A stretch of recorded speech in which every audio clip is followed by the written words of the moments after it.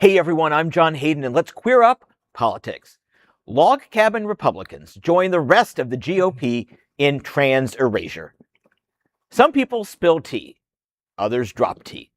Hermminger, president of the Log Cabin Republicans, announced in an essay on townhall.com that the board of directors voted to, quote, refine Log Cabin's national advocacy focus to concentrate specifically on conservative values.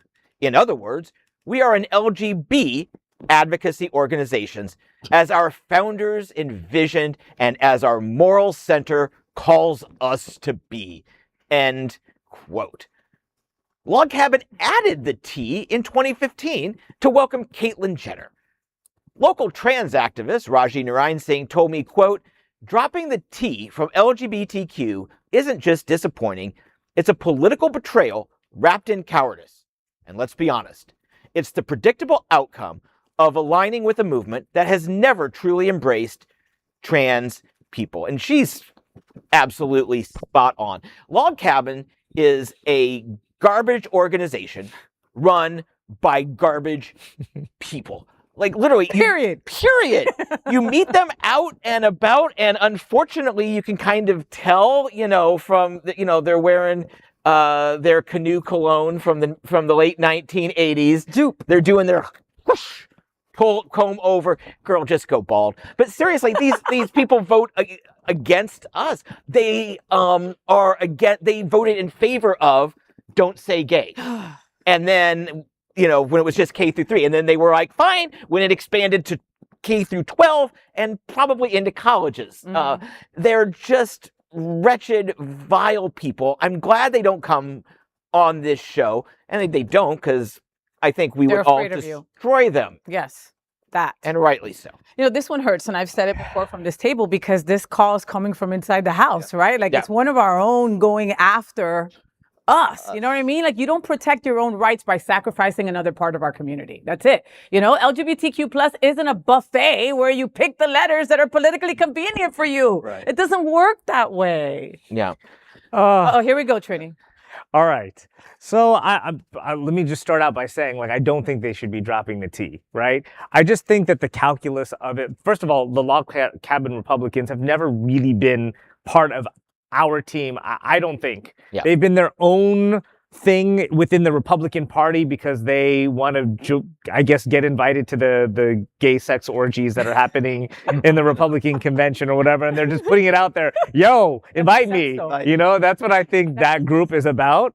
But I just think that there's so many different issues that come up when it comes to transgenderism versus sexual orientation. And I think it's just something that the country is grappling with. I think the country in general accepts gay people and sexual orientation, but when it comes to transgender people, I do think that it opens up a lot more doors to things that people are having issues with. And I think maybe their calculus is that, all right, let's not throw the baby out with the bathwater. Let's just say, all right, let's make sure that these rights get protected, and then we can deal with this issue in another way.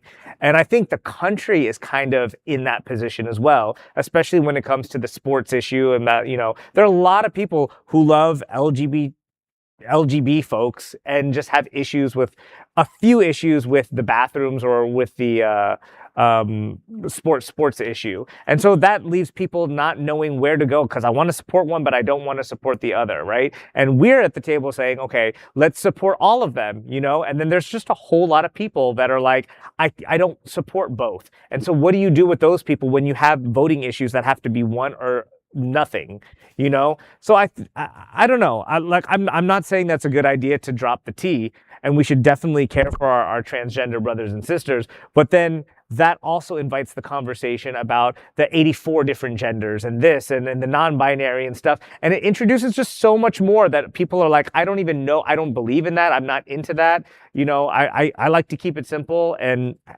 I'm still trying to figure out how to move forward from that. It's hard because people don't want to learn anymore. People don't want to learn what it is. Okay. From my seat, I'm saying if you want to, You know, if you want to do LGBTQIA, LMNOP, RSTUV, I'm going to learn the acronym because you deserve to be seen. Right. That's just for my seat, right? But there's folks, like you said, that don't want to learn anything else, you know, but they support or they think they support gay and lesbian. There are people like me. No, I'm not into all the acronyms. We weren't asked to be put all together, right? But here we are, you know, and the reality is that one is your identity and the other is who you love, you know, yet we're still together. But what I see, Trinidad, is that it's the community is the larger community, and it's our community.